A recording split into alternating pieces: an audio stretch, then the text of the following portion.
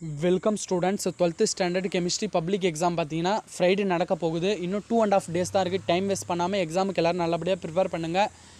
இன்ஜினியரிங்க்கு பார்த்தீங்கன்னா கெமிஸ்ட்ரி வந்து ரொம்ப இம்பார்ட்டண்ட். கெமிஸ்ட்ரி, ஃபிசிக்ஸ், மேக்ஸோட மார்க் பார்த்தீங்கன்னா ரொம்ப இம்பார்ட்டண்ட். ஏற்கனவே மேக்ஸ் எக்ஸாம் எழுதிட்டீங்க, எப்படி எழுதிருப்பீங்கன்னு எல்லாருக்குமே தெரியும். அதனால் பார்த்தீங்கன்னா மேக்ஸ் எக்ஸாமை மறந்துட்டு இதுக்கப்புறம் பார்த்தீங்கன்னா ஃபிசிக்ஸ் அண்டு கெமிஸ்ட்ரி எக்ஸாமுக்கு இம்பார்ட்டன்ட் கொடுத்து பாருங்கள். ஏன்னா மேக்ஸில் வந்து பார்த்தீங்கன்னா உங்களுக்கு எவ்வளோ மார்க் வரும்னு ஓரளவு நீங்களே வந்து பார்த்தீங்கன்னா டேலி பண்ணிட்டுருப்பீங்க. நம்ம இவ்வளோ மார்க் எடுப்போன்னு உங்களுக்கு கட் ஆஃப் வந்து பார்த்தீங்கன்னா அதில் மேக்ஸ் மார்க் கம்மியானாலும் நீங்கள் இப்போ வரப்போகிற 2 எக்ஸாமில் நல்ல மார்க் எடுத்து உங்களோட கட் ஆஃபை இன்க்ரீஸ் பண்ணிக்க பாருங்கள். இது வந்து பார்த்தீங்கன்னா உங்களுக்கு பெஸ்ட் ஆப்பர்ச்சுனிட்டி. அதனால் ஃபிசிக்ஸு அண்ட் கெமிஸ்ட்ரிக்கு நல்லா ஹார்ட் ஒர்க் போட்டாச்சு படிக்க பாருங்கள். கெமிஸ்ட்ரி பார்த்தீங்கன்னா ஃப்ரைடே நடக்க போகுது. இன்னும் 2.5 days தான் இருக்குது. கம்ப்யூட்டர் சயின்ஸ் ஸ்டூடெண்ட்ஸுக்கு பார்த்தீங்கன்னா கொஞ்சம் எக்ஸ்ட்ரா டேஸ் கிடச்சிது.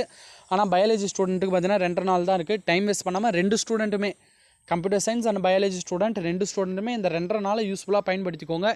இந்த வீடியோவில் பார்த்தீங்கன்னா இம்பார்ட்டண்ட் டேரக்ட் 5 marks கொஷின்ஸ் தான் பார்க்க போகிறோம். உங்களுக்கு கெமிஸ்ட்ரி பொறுத்த வரைக்கும் டீட்டெயிலில் பார்த்தீங்கன்னா எய்தரா டைப்பில் கொஷின் கேட்பாங்க. அதில் ஒரு கொஷின் பார்த்தீங்கன்னா டேரெக்டாக இருக்கும், இன்னொரு கொஷின் இன்டெரக்ட்.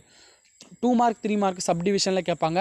நம்ம டேரக்ட் கொஷின் கேட்டால் இந்த கொஷின் நான் கொடுத்துருக்க 25 கொஷின்ஸில் இருந்து தான் கேட்பாங்க. ஏன்னா இது ரொம்ப இம்பார்ட்டன்ட், ரிப்பீட்டடாக கேட்கக்கூடிய கொஷின்ஸ் தான். அதனால் இதை பார்த்துக்கோங்க. 2 mark 3 mark பார்த்தீங்கன்னா நெக்ஸ்ட் வீடியோவில் கொடுத்துட்றேன். ஃபஸ்ட்டு பார்த்தீங்கன்னா explain zone refining process with an example with page நம்பரோடு கொடுத்துருக்கேன்.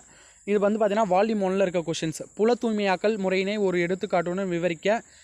Explain the principle of electrolytic refining. மின்னார் தூய்மையாக்கலின் தத்துவத்தினை ஒரு உதாரணத்துடன் விளக்குக.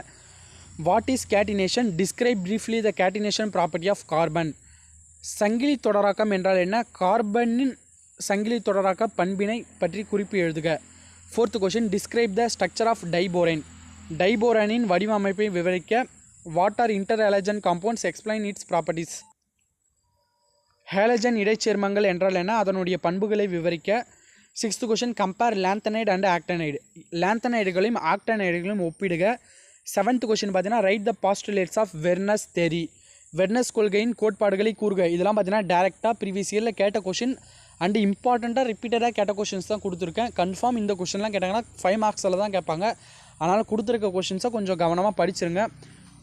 8th question describe briefly the nature of bonding in metal carbonyls. உலோக கார்பனைகளில் காணப்படும் பிணைப்பின் தன்மையினை விளக்குக. 9th question explain Schottky and Frenkel defect. Schottky குறைபாடு மற்றும் ஃப்ராங்கல் குறைபாடு பற்றி குறிப்பு வரைக. 10th question packing efficiency of.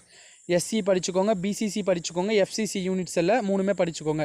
SC, BCG, FCC அலகு கூட்டின் பொதிவு திறனை விளக்குக. 11th question describe the graphical representation of first order reaction. முதல் வகை வினையின் வரைபட விளக்கத்தினை தருக. Explain the 0 order reaction and give example. பூஜ்ய வகை வினையை எடுத்துக்காட்டுடன் தருக அப்படின்னு கேட்டிருக்காங்க. இந்த 12 கொஷின் பார்த்தீங்கன்னா வால்யூம் 1ல் இருக்க டேரக்ட் 5 mark கொஷின். வால்யூம் 2 பொறுத்த வரைக்கும் explain common ion effect with an example. பொது அயனி விளைவை ஒரு எடுத்துக்காட்டுடன் விளக்குக. Derive an expression for Ostwald dilution law. Very important கொஷின்ப்பா. ஆஸ்ட்வெல்ட் நீர்த்தல் விதிக்கான சமன்பாட்டை தருவி. 15th question Anderson Hasselbalch equation. Anderson Hasselbalch சமன்பாடு. 16th question derive the expression for Nernst equation. Very important question. Nernst சமன்பாட்டை தருவி. 17th question describe the construction of Daniel cell. Daniel மின்கல கட்டமைப்பை விளக்குக. 18th question explain lithium ion battery and H2O2 fuel cell. Lithium அயனி மின்சேர்ப்பு கலனி மற்றும் H2O2 எரிபொருள் மின்கலம் பற்றி விளக்குக. 19th question differentiate physisorption and chemisorption. இயற்புற பரப்பு மற்றும் வேதிப்புற பரப்பு கவர்தல் வேறுபடுத்துக. 20 கொஷின் கேரக்டரிஸ்டிக் ஆஃப் கேட்டலிஸ்ட். வினைவேக மாற்றிகளின் சிறப்பியல்புகளை எழுதுகன்னு கேட்டிருக்காங்க. Very important question. 21 Lucas test. இது பார்த்தீங்கன்னா லூகாஸ் சோதனை. 22 விக்டர் மேயர் டெஸ்ட். நீங்கள் அந்த ரியாக்ஷன் மட்டும் எழுதினா போதும், தேரிலாம் எதுவுமே எழுத வேணாம். விக்டர் மேயர் சோதனை படிச்சுக்கோங்க. அப்புறம் மெக்கானிசம் ஆஃப் ஆல்டல் கண்டென்சேஷன். ஒரு 4 மெக்கானிசம் இருக்குப்பா உங்களுக்கு. ஆல்டால் கண்டென்சேஷனோட வினை, குறுக்கு வினை. அப்புறம் கேனிசாரோ ரியாக்ஷனோட குறுக்கு வினை. அப்புறம் பார்த்தீங்கன்னா எஸ்டரிஃபிகேஷனோட வினை. அப்புறம் இந்த ஆல்டால் கண்டென்சேஷன், கேனிசாரோ, எஸ்டரிஃபிகேஷன், இந்த 3 மெக்கானிசம்லேருந்து கன்ஃபார்ம் ஒன்று கேட்க வாய்ப்பு இருக்குது. அதனால் இதை பார்த்துக்கோங்க. 26 பொறுத்த வரைக்கும் mechanism of cleansing action of soaps and detergent. சோப்புகள் மற்றும் டிடர்ஜென்ட்டுகளின் அழுக்கு நீக்கும் செயல்பாடு. இந்த கொஷின்ஸ்லாம் கேட்டாங்கன்னா பார்த்தீங்கன்னா டேரெக்டாக 5 mark கேட்பாங்க. கன்ஃபார்ம் உங்களுக்கு எய்தரா டைப்பில் ஒரு கொஷின் வந்து பார்த்தீங்கன்னா டேரெக்டாக இருக்க வாய்ப்பு இருக்குது. இன்னொரு கொஷின் பார்த்தீங்கன்னா இன்டெரக்டாக கேட்பாங்க. ஒவ்வொரு சமயம் தான் 2 கொஷினுமே இன்டெரக்டாக கேட்பாங்க. ஆனால் மேக்ஸிமம் ஒரு 5 கொஷினில் ஒரு 4 கொஷின்ஸ்லேயாச்சும் டேரக்ட் கொஷின்ஸ் வரும். அந்த டேரக்ட் கொஷின்ஸை இந்த கொஷின்ஸ் படித்தாலே போதுமானதாக இருக்கும்.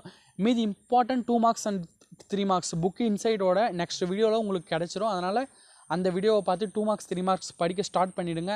டைம் வேஸ்ட் பண்ணாமல் படிங்க. ஏன்னா கெமிஸ்ட்ரி மார்க் எவ்வளோ இம்பார்ட்டன்ட் நான் சொல்லிட்டேன். மேக்ஸ் வந்து நீங்கள் எப்படி எழுதிருப்பீங்கன்னு தெரியும். நிறைய பேர் வந்து பார்த்தீங்கன்னா அந்த கிரேஸ் மார்க்ஸ்லாம் கேட்டுருந்தீங்க. அதை வந்து அஃபிஷியல் ஆன்சர் கீ வந்தோடனே நம்ம கன்ஃபார்ம் பண்ணி சொல்லிடலாம். இப்போதைக்கு போட்டு எதையும் குழப்பிக்காதீங்க. ஒரு சில பேர் பார்த்தீங்கன்னா கொஞ்சம் மேக்ஸில் வந்து பார்த்தீங்கன்னா மார்க் கம்மியாகணும்னு நினைக்கலாம். உங்களோட இன்ஜினியரிங்க்கு பார்த்தீங்கன்னா கம்மியாகணும்னு நினைக்கலாம். அப்படி கம்மியாகணும்னு நினைக்கிறவங்க இந்த 2 எக்ஸாமையாச்சும் நல்லா ப்ரிப்பேர் பண்ணி நல்லபடியாக எழுதுங்க. ஏன்னா கெமிஸ்ட்ரி மார்க் ஃபிசிக்ஸ் மார்க்கும் ரொம்ப இம்பார்ட்டண்ட். இதுலையாச்சும் நல்லா ஸ்கோர் பண்ணி உங்களோட மேக்ஸ் மார்க்கோட இதை வந்து ஈக்குவல் பண்ணி உங்களோட நல்ல கட் ஆஃபுக்கு வந்து எடுக்க பாருங்கள். ஏன்னா இன்ஜினியரிங் நீங்கள் சேரணுன்னா கட் ஆஃப் நல்ல கட் ஆஃப் இருந்தால் தான் உங்களுக்கு நீங்கள் நினைக்கிற காலேஜ் கிடைக்கும். அதெல்லாம் ஏற்கனவே பார்த்தீங்கன்னா உங்களுக்கு நிறைய தெரிஞ்சிருக்கும்.